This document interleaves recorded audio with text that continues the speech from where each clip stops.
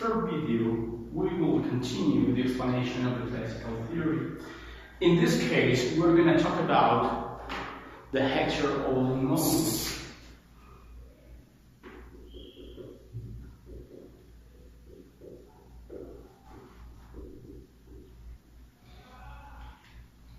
The Heckscher Ohlin model is basically one of the explanations that these two Swedish economists tried to do in the beginning of the 20th century. They planned the model more or less in the beginning of the 1920s, based obviously in the main principles of Ricardian theory. For example, if we were talking about transportation cost or tariff or something like that, and if we remember in Ricardian theory, there isn't going to be any kind of effect.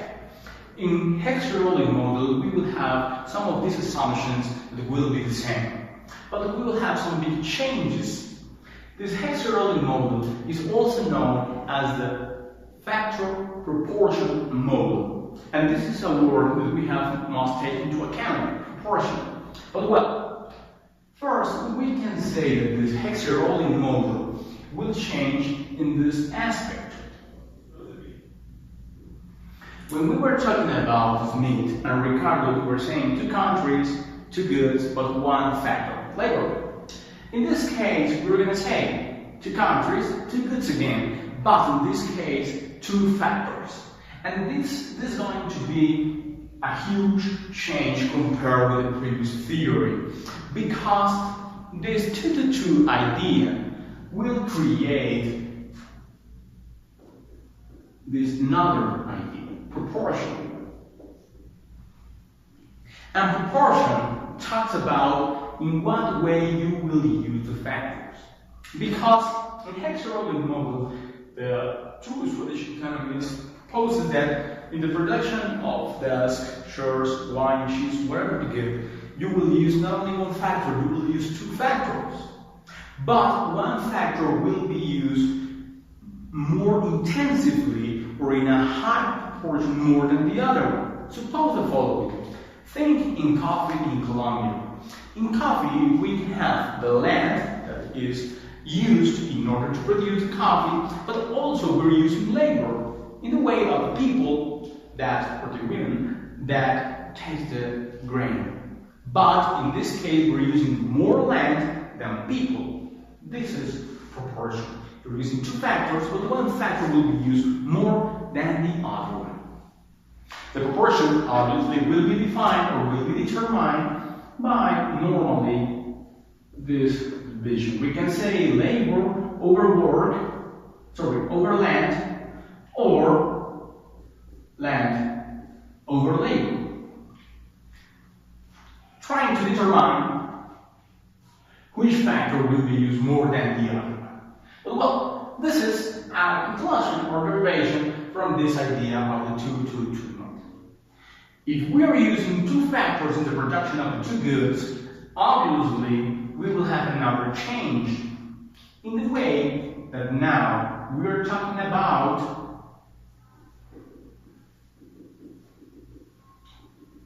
the diminishing returns of the scale and increasing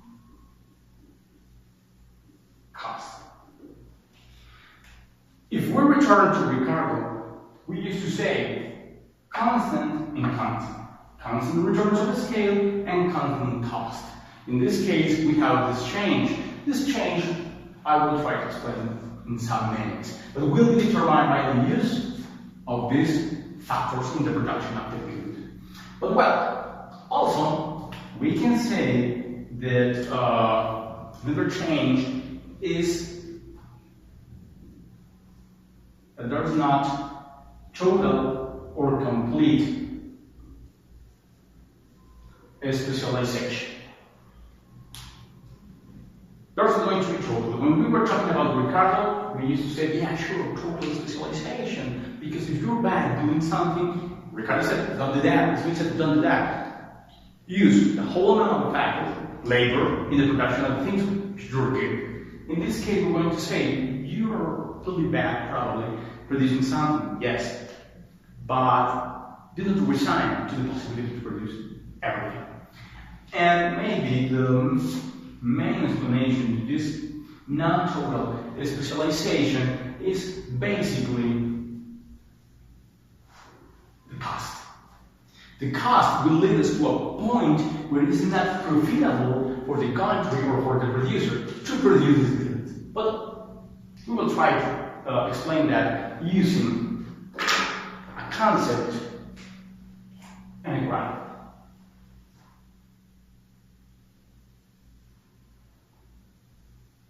So suppose that we have here one good that can be cheese,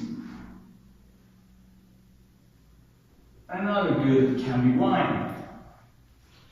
In this country A, Colombia, whatever, it doesn't matter, we are producing these two goods using two factors, because cheese probably is using land and labor and wine is using land and labor, but in quantities. Suppose in this case that we have this.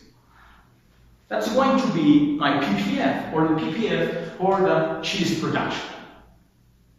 So in this case, and remember the PPF is a limit determined by the budget restriction, but it's a limit that will give me the idea how many units, how many possible combinations of two goods a country will produce. In this case, we're only going to say based on factor production length. In this case, we're going to produce an amount of cheese.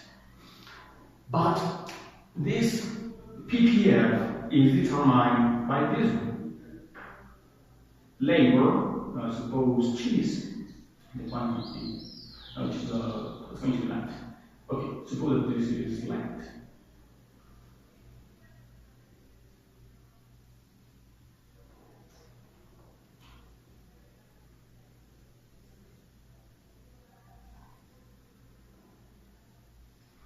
So in this case, we're saying that cheese is using more land than labor, just as an example.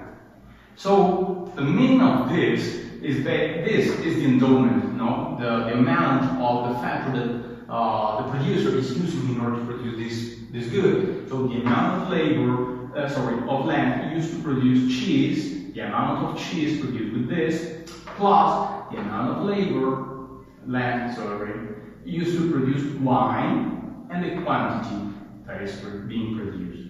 All this can't be higher than the total endowment factor of the country. For the reason we have here that all of this will be the same or lower than the total amount of land.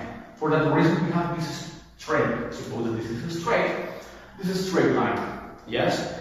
And we'll determine the possibility to produce cheese and wine based on an endowment of land. But in the model, because this thing can be used just in the recurrent model, but in this model we're saying no, that's not the only thing that we have here. We have another PPF that will determine a possibility to produce the two goods using that labor. So in this case, with labor, the same equation that is saying to me that based on this endowment, I can produce cheese or wine. But never, this production will be higher than the total endowment, normal idea of the PPF. But in this case, we're trying to determine new PPF that will be created by the use of these two factors in the country. So, we need to find the optimal point of production in my country. The optimal point will be determined by the cross of these 2 points.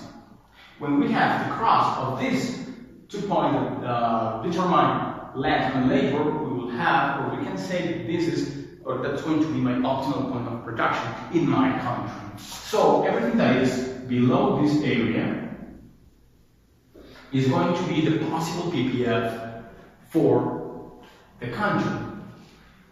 Here or here, there's not the optimal point for the production. Here we're mixing the two factors in optimal ways and creating the new PPF for the country. So at the end, we don't have this,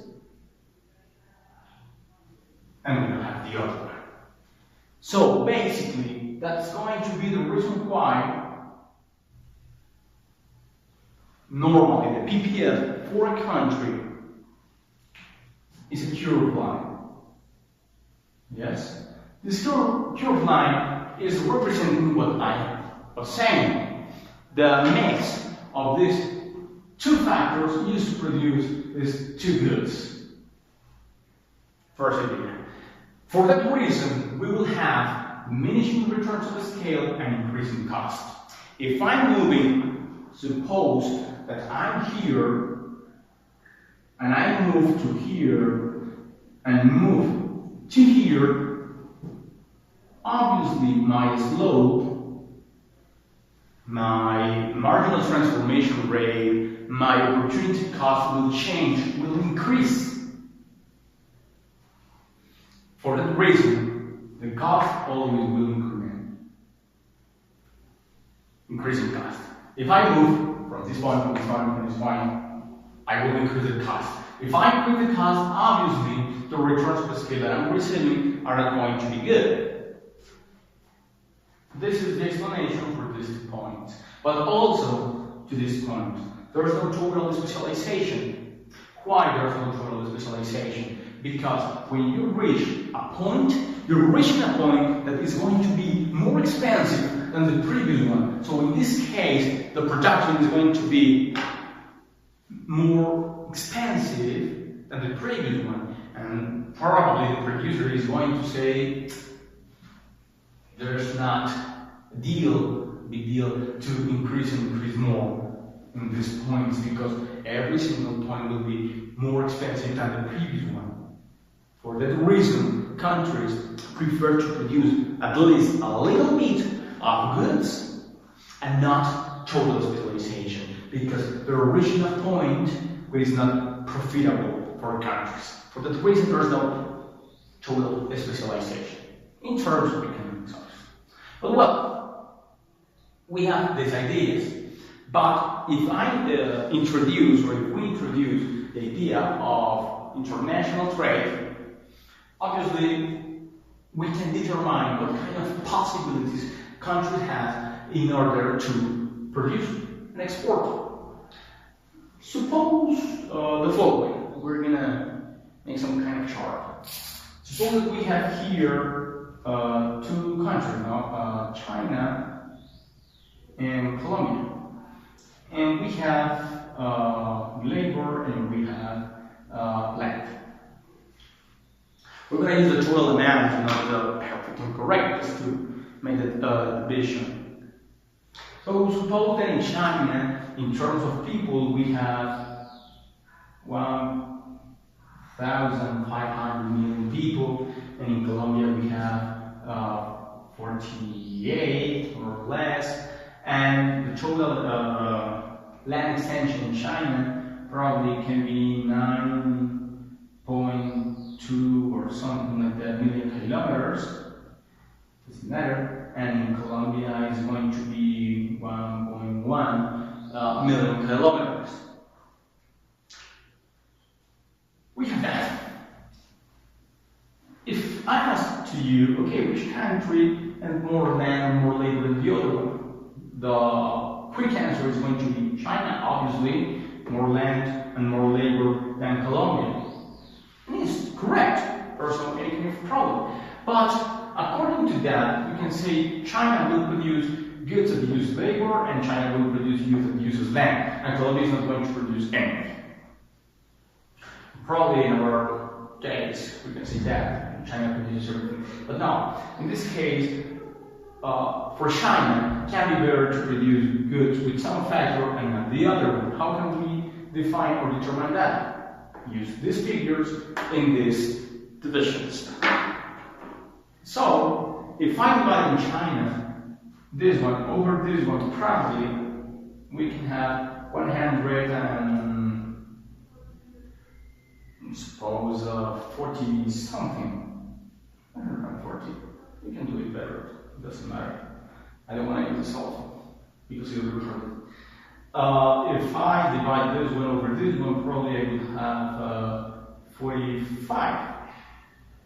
If I divide this one over this one, I can have 0.006. And if I have this one, I have 0.02. With these proportions, with these relative ideas, we can say, okay, even when China has more endowment of land and labor than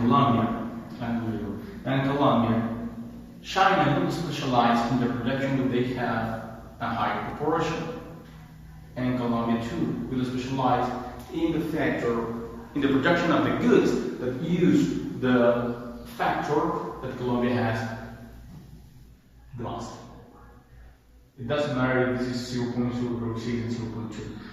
The point is that Colombia has more land than labor in relative terms, and China obviously has more labor than land in relative terms. So according to that, Heckscher and Ohlin said, in order to export, the countries will export the goods that use intensively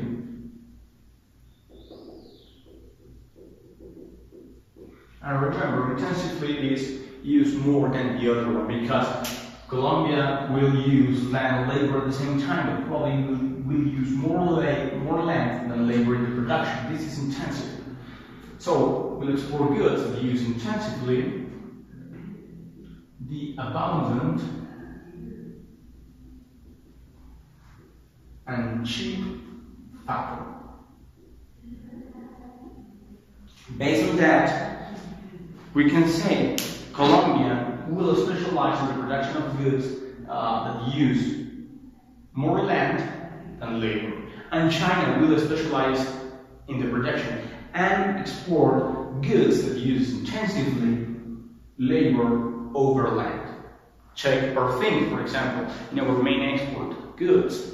We can talk about oil, we can talk about gold, a lot of commodities, and at the end, they're using more land than labor. Probably not in the whole international trade we can use those ideas, but can help us to understand quite better the trade pattern in our case. But well, this is the first part of the model, quite simple. But we have some other theories or theorems that complement this model. In order to support all of this and add some other ideas and purposes of the economy, we have the Stolper-Samuelson theorem. The Stolper-Samuelson theorem creates a mixture of some concepts that we have here. We're saying the international price of the goods that the country is exporting on one side, also the retribution of the factor, and at the end, what is happening with wealth. What's going to be the relation between these concepts? So, Stolper-Samuelson said, when the international price of goods changes positive or negatively, the retribution of the factor will change too, and also will change the welfare in the same proportion. So, for example, international price changes in oil. Now or tomorrow, the oil price will be higher than the price that we have today. Okay. The retribution. The retribution is what the owner of the factory is receiving for the use of the factory. In this case of the retribution, for example, we have three factors. We have land, labor, and capital. When I use these factors, I expect to receive something. If I'm using the land, I will receive the rent. The rent is the payment for the use of the land. When I use the labor, the retribution is the wage. And when I use capital, the retribution is the interest. So, when we say that, the retribution, the rent, you're using your land to produce more, you expect to receive the rent, the workers expect to receive a better wage or salary, and you invest, for example, you expect to receive more money through an interest. All those things are the retribution. So we were saying, when the international price changes, in this case for good, the retribution will be better than before. So for example, think, we were saying about oil. So tomorrow the oil prices will be better than before. And today, for example, in oil probably we have intensive use of capital. So the owner of the capital will receive more money, yes, because the retribution is better, and basically the welfare of this owner and the people that is with him will be better. So we have a direct connection between these three variables or something like that. If the international price changes, the retribution will change in the same proportion, the same will happen with welfare. This is the idea of stochastic sample theory. And also we have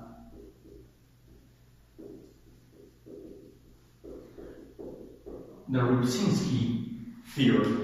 In this case, the Rybczynski theorem uses to say that when the production factor changes, the amount of the production will change too. So, for example, we can say that this is Colombia, and Colombia has more land than labor. Okay, in real terms. So the land will increase. How? Well, we'll see that. Land increases, so we can produce more. So the productive factor is increasing, land. So the amount of the production will be higher. But the point with this is technically the amount of the factor, the endowment of the factor, isn't easy to increase. But what is possible to increase is what are using of the factor. Technology, for example, can be the answer or the explanation for this increase in the factor.